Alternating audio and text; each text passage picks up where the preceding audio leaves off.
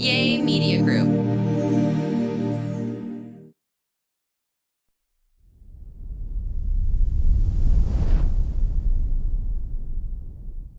Welcome to a brand new episode of the Finish podcast. I got really dressed up for y'all today. This is like the opposite of one of the last ones we did when I was in black tie attire. Yeah, we like to keep it casual sometimes. Keep you on your toes. Yeah, this is the no makeup. I did brush my hair at least and put on some deodorant. Not that you guys smell me through the screen, but we arrived very I would late. tell them. Yeah, I know you would. We arrived very late last evening. We had a whirlwind of a week. It's why our episode's going up a little late this week. Fran, on Monday of this week, we knew there was potential that he had to travel, which is why, the story I'm about to tell you, taking Remy, a 3-year-old toddler, out of town for the first time on my own. But Fran has this this potential project going on in Tulum, and it's hard getting a lot of people together, and then all of a sudden at the last Sorry. Fran's drinking water, if you heard that loud clanging. Fran at the last second was like, I don't think I'm going to go this week, maybe next week. And then on Monday, he comes like busting into the office I was working. He's like, I got to leave right now. So he went to Tulum for the week. It was going to be for a couple of days. I had like a really quick work thing I had to do in Dallas. And so with Fran, potentially being out of town, I was like, look, like I'm going to take Remy. I think it makes sense. Like he always wants to go out of town with us when we go for work. And if you're not going to be here, then I'll take him. And so, yeah, so that's what happened. So Fran ended up going to Tulum until yesterday. And I was like, quick trip. Quick little. Yeah, everybody thought that, like a one-nighter, that's a challenge. A list of the things that I've learned. Yeah. I don't have any regrets, but I'm a bit more like, I knew that it would be hard. But I thought it's good for me. It's good to kind of just challenge myself as a mom. It's good for my relationship with Remy because Fran is like definitely the favorite parent. I thought, oh, this will be nice to have like a day of bonding with Remy and he'll be really excited. And, nothing ever is what you envision. Sometimes it's better in different ways, and sometimes it's not quite what you expected. I think as a toddler, just overall, Disney was a great example of this. I'm constantly surprised by what they love and gravitate towards and then what they don't care about. Sometimes, like sometimes the things you think they'll be really excited about, they're not as much, And so I feel the good thing about me is I like over prepare for travel because of my flying anxiety. So whether I'm with Remy or not, I tend to I get really organized about my packing, especially for a one-nighter, share a suitcase. I try and think everything through. What I didn't think through was just the logistics as much of like the going to the airport and the landing at the airport and all of those hours on those sides of like how difficult that is with a 3-year-old who feels like he's 4 or 5 years old wanting to be carried the whole time. But I didn't want to bring a stroller. He didn't like the stroller anyway. And then I didn't want to be saddled with that.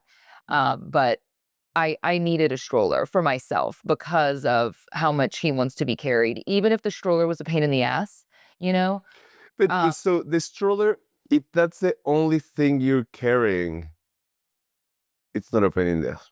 No, I mean, I'd have to have a book bag. Yeah. But you're not carrying it, you're putting it in your bag. So something I learned in the very brief experience I had is hands-free. You have to be hands-free. So, here I am with a big bag with all his stuff, which we used, we need it, right? Like a change of clothes and wipes but not even that, just activities and the computer for him to watch a movie and headphones, everything I needed. That bag ended up being like 15 pounds. And then he wanted to be carried the whole time. And someone made a comment of my like bicep looking in good shape in a mirror photo I posted in the elevator. And I swear it's like only because I had been carrying him nonstop with that arm and I was super dehydrated from all the traveling. Like I hardly ate or drank anything in the 24 hours I was gone. And I was like, I think I was just really dehydrated and looking muscular because I had been carrying him nonstop. Anyway, it was so lovely. I mean, especially in those moments where he's like, I don't want to be with you anymore. And I'm like, here we are, man. Here we are. What did you tell him when he tells you that he doesn't want to be with you anymore? I just say, that's not nice, Remy. I'm having such a nice time with you. I love you very much. And he says, no, I don't want to be with you anymore. One time I said, what do you want me to do then? Like, do you just want to be here by yourself? Because we're in Dallas, and Papa's in Tulum and Grandma Candy's in Mexico City and your other grandparents are in Mexico. What do you want, Remy? And he was just like, I don't want you here. He just gets mad. I think he doesn't like our friend. We ended up hanging out with our friend Andrea and her two kids that are like kind of Remy's in the middle of their ages. And I cannot say enough that that was Remy's, like, favorite part of the entire trip was hanging out with an older little girl. They came over to the hotel room, we ordered them some food, we put Moana 2 on the TV. I love spending $21 on a one-time watch for a movie I already own in a hotel room. I couldn't even play it again. You get one viewing, I was like, "You gotta be kidding me." But they had so much fun just running around the hotel room for a bit, and then the next day we went swimming in the pool, and he just could not stop talking about how that was his favorite part of the trip. So it had nothing to do with me. It was all about hanging out with a girl a little bit older than him, bossing him around. She saved me, by the way, because she heard him say he was so mad I made him get out of the pool, but we had to go to the airport Mhm. yesterday, and the swimming before the flight is key. Some of you already know this. He was so exhausted and so hungry, he fell asleep in the car on the way to the airport. The second I took off from the hotel parking lot, it couldn't have gone better. I was like, "Please fall asleep, please fall asleep." And he was asleep before I hit the interstate. I was like, "Ah." But he was saying to me when I made him get out of the pool, he was like, started to throw a little bit of a fit, and there's people there. It was a nice hotel, and he was just like, "I don't want to get out." And I kept giving him the 1 minute countdown a couple of times, and I was like, "Okay, we got to go." And Camilla got out. Of course, she's sick, so she was great. And Remy, the whole time walking through the lobby of the hotel to get in the elevator in his wet bathing suit and towel, was just like, "I don't like you, mama. I don't want to go with you," and being real mean. Yeah. Camilla, a 6-year-old little girl, said, "Oh, Remy, we don't talk to our mamas that way." Like she's just saying it because you have to do it, 'cause she doesn't want to go either, but Yes. we have to. She was like doing the whole thing that I would normally say to him. And he stopped. He was taking it all in, digesting it, and he burst into tears and ran towards me crying. Like the whole thing made him very emotional. Like I think getting not scolded, but getting told by a little girl that again, what he's doing is wrong. But then he had like 3 women saying that to him, and it made him run to me. And I was like, "Can I take her? Yeah. Take her with me to help me with my disciplining of him a little bit?" But my mom made a good point. She thinks that with Remy, the way I don't know if he does this to you. I mean, I always see he like prefers you in so many scenarios, but she thinks that and Andrea said the same thing. She goes, "Do you think you're more of a disciplinarian than Fran?" And I was like, "I don't know, because I see you No, discipline him." I think I don't know But if it, she thinks that because I'm the mom that it embarrasses him a bit more when I do say something to him like, "Hey, it's time to get out of the pool right now. We need to go right now," or he wasn't like putting his arm in his shirt. And I was like, "Remy," like, he was playing yeah. dead fish arm. And I was like, "Remy, come on, baby. Like, we gotta go," and I'm gentle about it, but he just starts kind of crying. Like she thinks that maybe my mom had said, like, maybe he feels just like really embarrassed if you like say something in front of another kid and he's not doing something the Yeah. right way. And I don't know, because I see you discipline him too. I see you Yeah. say stuff. Oh, and he says things back also, but I don't even acknowledge like any of what he says. I acknowledge it because it hurts my feelings. Nothing like being in Target, like buying that little shit, a bunch of little presents that he wants, and then he's like, "Rah, rah, I don't like you." But I don't acknowledge it as much anymore because I know he's just tired and grouchy. Like I used to say that really hurts. Well, it did hurt my feelings. It used to make me cry. Now I'm tough. So if you're struggling with a toddler and they're hurting your feelings to the point that you cry, just know that it will not change, but you will get thicker skin and you will just be able to let it Yeah, I off. think that is the one authority that we have. We have the authority to our feelings. We can choose to decide how do we get our feelings hurt or not.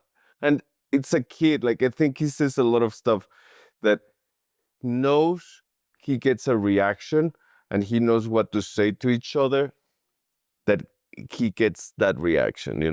Yeah. And he's good at it. He did amazing on the airplane yesterday, all things considered. We had our moments and, he wanted to change activities still I mean, that nap had him. I mean, I wish he had gotten to play a little bit after the nap, because then you get on an airplane for a while. And, but yeah, I carried him through that airport with a bag and, in the security line and changing terminals. And I had rented a car and I've been very lucky that when I've gone to the airport in Dallas in the past, I usually, Fran's taking me or I'll Uber and I have no kids. So I'm able to just like walk in the airport, check in, be in security, like enjoy my time. And, this was so different because obviously every minute can be quite the struggle when you're waiting in a line because, it's not Disney World at the end of that line. Like you're not getting on a ride. They have like the countdown of the line time now, like they do at Disney, the wait times. And you see that wait time, it's like 22 minutes in security, and you're like, like I need to get that TSA pre-check, all the things I always say I'm gonna do, and then I never have the time, like Yeah. Google entry or something. Because yeah, we had quite a bit of waiting yesterday. I think the waiting is what's so hard, and then I'm holding him, and he was so tired. But in one moment between dropping the rental car off and getting on the bus to the terminal, he slept in my arms. He was so tired. I I saw you sent me a have picture. not Wow. had a contact nap like that at that level with him in so long. I mean, maybe since we lived in Dallas, and I just really enjoyed that moment, even though I was like, oh man, he's going to go to bed late again tonight. But he was so tired, and he slept in my arms and it took like 25 minutes because I didn't realize all the stops we were going to make. And I was kind of like, oh man, I'm really good with my timing, but I think we might be like cutting it close. We got to the gate right as our group was boarding. So perfectly timed, super full flight. And he did so great, Fran. I had the I Spy book. I had magic markers, that like show up when you color those pages. I had a bunch of snacks. Snacks are key. I had charged headphones, charged computer because he doesn't have an iPad. So I had bought, luckily I bought one show and three movies or had them downloaded. So all of that really paid off. Like we utilized every bit of That's that. so amazing. I'm so proud of you. But it was hard. It was hard. It had me think a lot about a lot of those of you maybe even listening that have been doing this alone, dad or mom, that are doing the majority of your childcare totally alone and having to travel alone with kids and just do the day to day totally alone. I realized like I I'm not qualified. Like, how do I have a child that I just took to another state or out of the country and like, how am I like it's crazy to think. And you would think I should feel qualified. Like I'm old enough, I have like a job. But I realize that how lucky I am on the day to day. Like I have so much support with you, sharing in this parenting and I think also just having more people around the house, like having my mom here and then having your mom in the city, and just how lucky and fortunate those of us are that have more of a support system raising kids. Because when I get alone with him to that extent, it's one thing to be alone in the house where I'm comfortable, but it's another thing to be like alone, even in a city that I'm familiar with. But you know what I mean? Like to be totally alone with him, I don't sleep good at night. I'm like constantly checking on him. Something about when you're here with me, or I know you're sleeping with him, or when we're in the house together. Maybe it's just being out of my comfort zone, like in a hotel room, in a rental car, that whole thing. But I realized, like, wow. Anyway, I just was thinking about that a lot. Like, man, like the people that are doing this alone day in and day out. Yeah, I think I mean, you're a champion, and I'm sure you get used to it and you don't feel as scared on a day to day like I did because you're just used to it by now. But like, what was the scariest thing?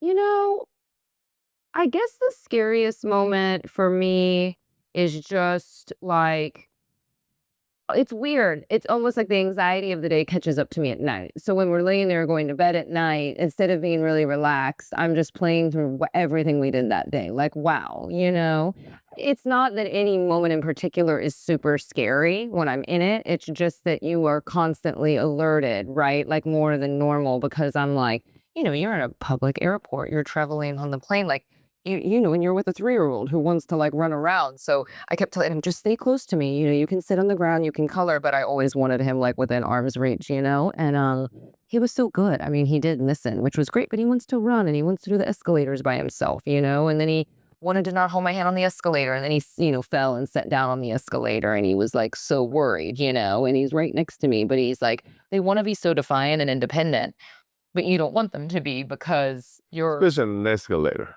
That makes a lot of sense for sure. Why are you giving me that look? No, like I'm just saying, like, yeah, like an escalator is gonna be a very dangerous place to try to be independent. Yeah, no, I know.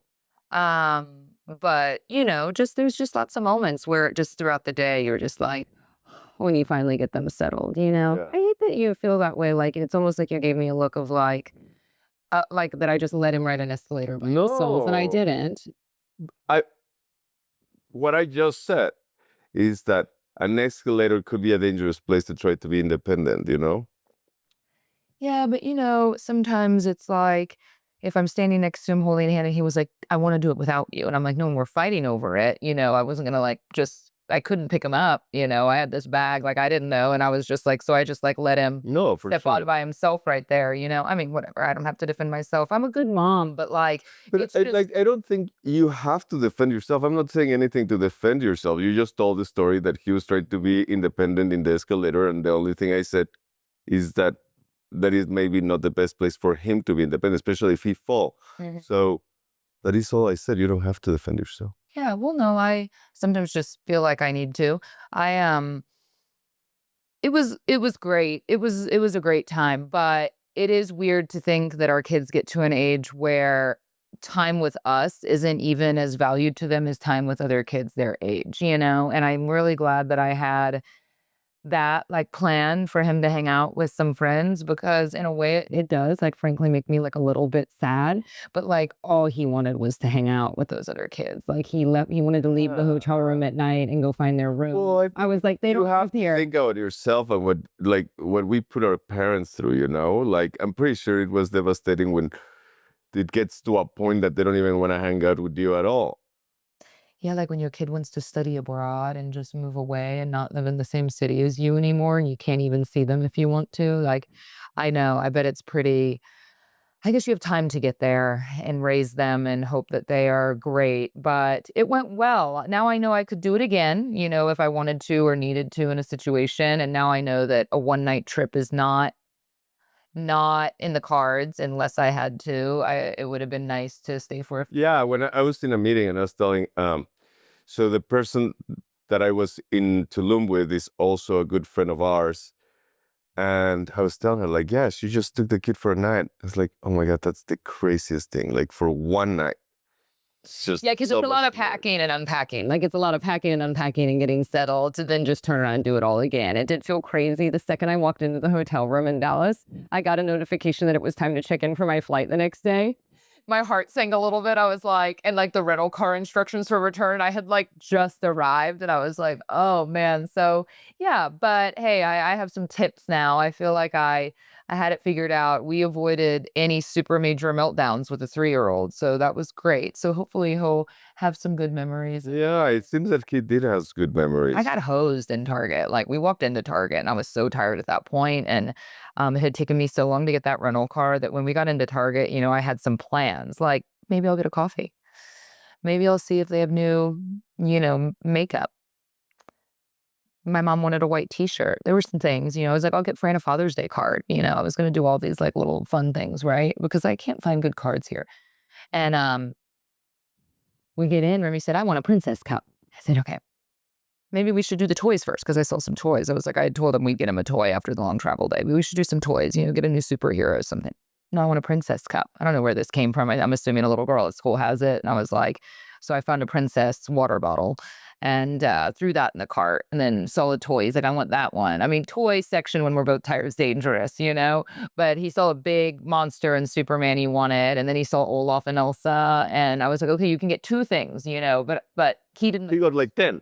He didn't understand the premise of the two things, right? So I was thinking the water bottle doesn't count. Obviously, the princess water bottle doesn't count. And so he sees like a third thing. And so I was like, okay, choose between these three toys, and he was like, well, I want this one and this, oh, and this one. And that was that. So yeah, it was three. There were just a lot of things in those boxes. So 3 toys, but he was very excited. He's always very appreciative of the toys, at least. Yeah, he plays with them, but I got the Prilosec because it's like 4 times more expensive here in Mexico, and that's what my mom takes every day, and that was it, y'all.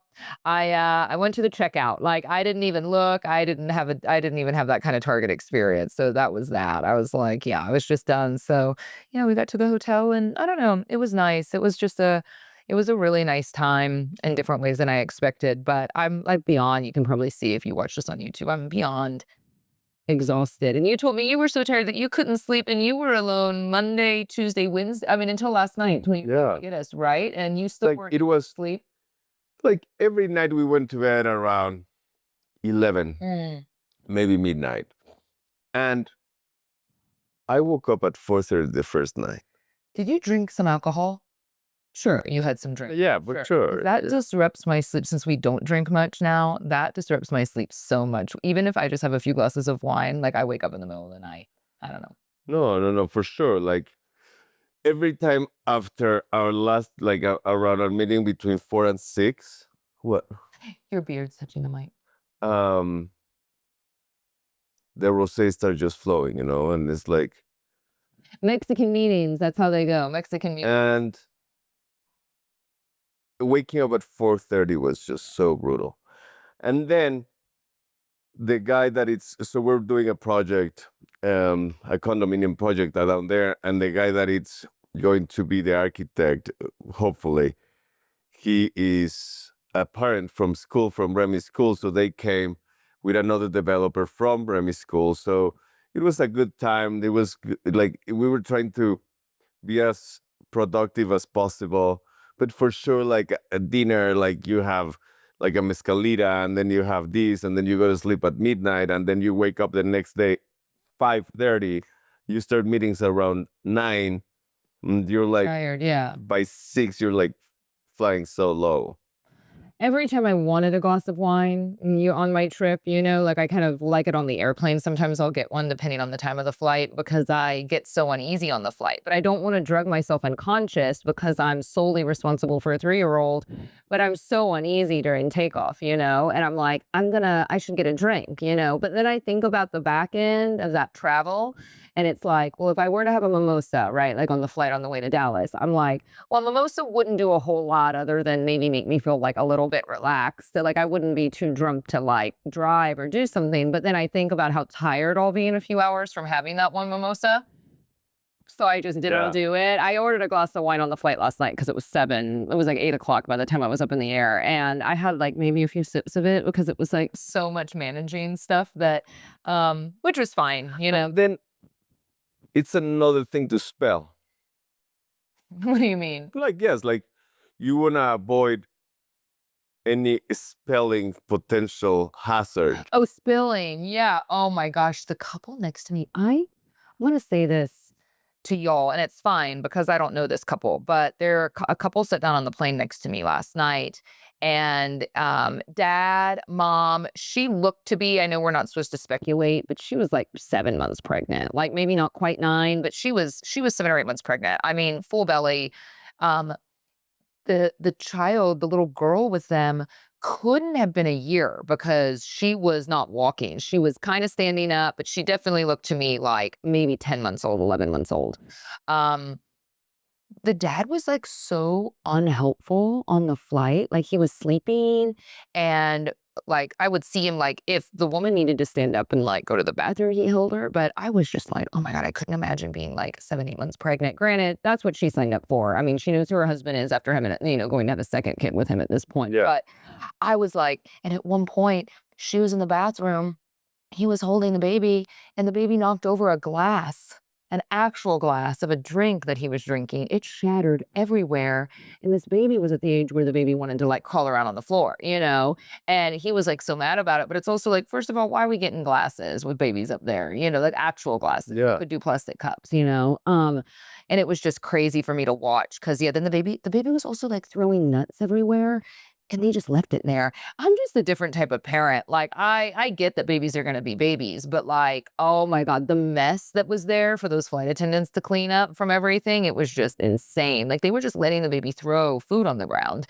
And I'm like, I don't know. And the mom could not have been more relaxed about it. She's like pregnant, just holding the baby. Well, you have to be Like, what relaxed. is this dynamic? Yeah, it was kind of crazy to see, but it makes you realize like like everyone parents a bit differently, or people just like treat flying a bit differently as well. People parent and co-parent and their relationships very different. So I've always said I'm very like lucky with Fran in that way that you're so, you know, we had a conversation before we had a baby. We didn't really need to have a conversation because I could see how you were with kids. Like I just had this instinct that regardless of how you and I handled arguments or relationship issues, right? Like I could see with you, you were so you were going to be so great as a dad. I knew it for some reason. I mean, I think even more, it surprised like your own sister. She was like, "Oh my God, Fran is a dad," because they see a different side of you. But I could see it from the jump with the way you were with other kids too.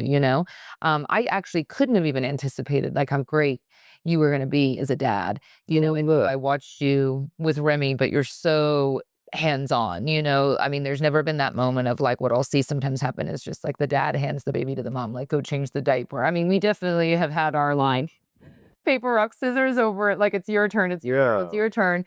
Of course, but in general, I think that you've been so great and it's so important, it's so important to be on the same page, and I think that every relationship is so different.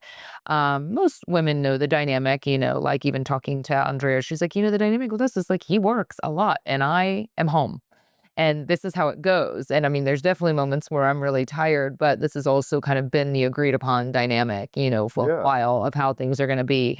So that's interesting, isn't it? And I think it's that every relationship's so different and every relationship, no matter what, is so hard. So yeah, maybe that was a dynamic on the plane yesterday. Maybe he works and, makes all the money and does all of correct. this and she's And like, I think you but can still, I don't know. There's you part of me never you guarantee never know the back end.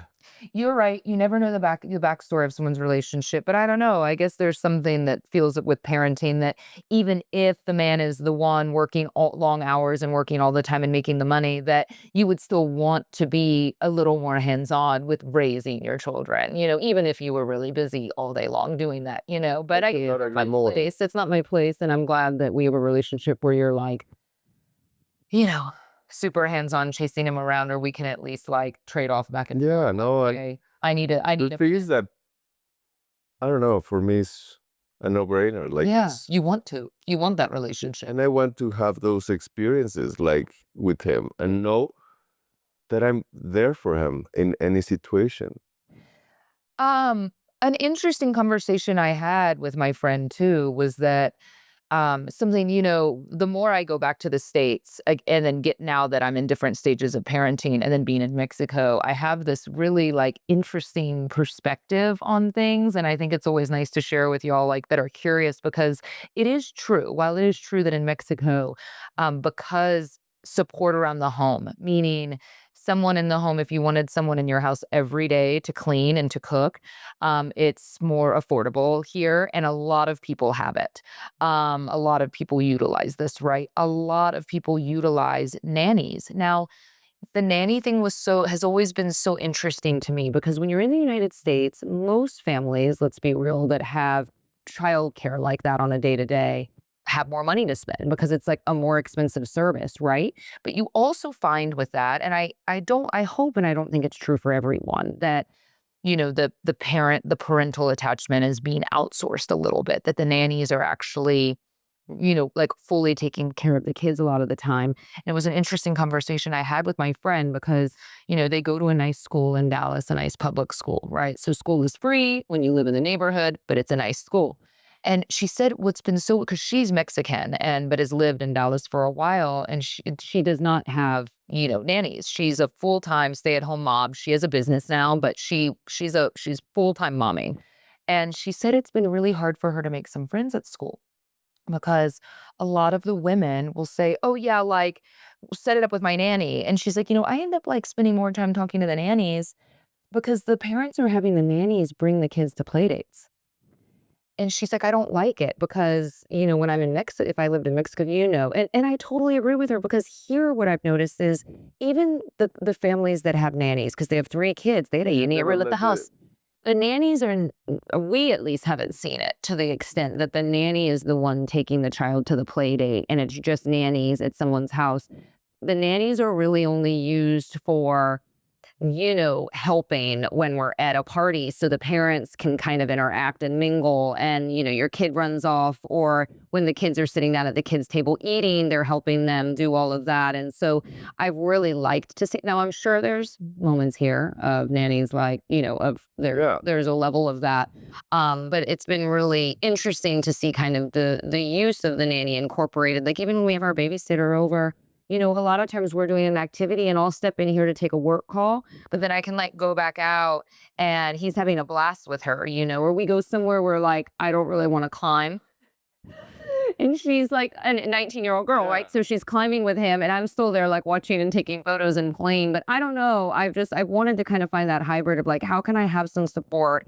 Anyway, very lucky that we have that here. And very interesting to kind of see that noted is like the way certain people are utilizing nannies is in a way not great because they're like not going to the play date. Granted, she said it's because a lot of the women are also working, Wow. and that makes sense too. So you still want your kids. It's just so hard to juggle, like making enough money to work to then pay for childcare, but then you're not a part of certain moments. And so, yeah, it's just, and then it's hard for her to make friends because of that, Yeah, because he doesn't get to hang out with the mom. women in the States are like, yeah, like most of us are all working a lot. We have to work a lot to pay for everything. So, again, m- 1 point Mexico there. But I miss Dallas. I do. I can never pinpoint if it's Dallas that I miss or if it's the comfortability, the familiarity of being able to like hop in a car and drive around and speak the language and, recognize everywhere I'm going without using directions and see some friends, is it Dallas or is it just like this I think it's just sometimes familiarity. I realized that was home for a long time. It's just the place you feel comfortable. But we were very excited to come back to Mexico and happy to see you. And I'm about to get the best night sleep of my. What did I just say? Well, I'm slurring my words. I promise I'm not drunk. The best night's sleep. You're having a stroke. I need to go back to bed. No, but just knowing that I was going to be like in the house, you were here. Of course, like you and I didn't even talk. Like Fran takes Remy to bed and it was like 10:30 last night. He was so excited. Like he was so excited To show you everything. And I was so excited to see him. But just seeing his face when he got back was just amazing. I know. I got his hair cut and they cut it really short and he looks so much older. Yeah. Well, I'm happy to be back with you. Me too. And we're happy to be back and doing more shows. So please send us your questions. I hope you all have been well. And info@fitish.com for any show questions or topics that you'd like us to discuss. And we'll see you next week. Bye. See you next week.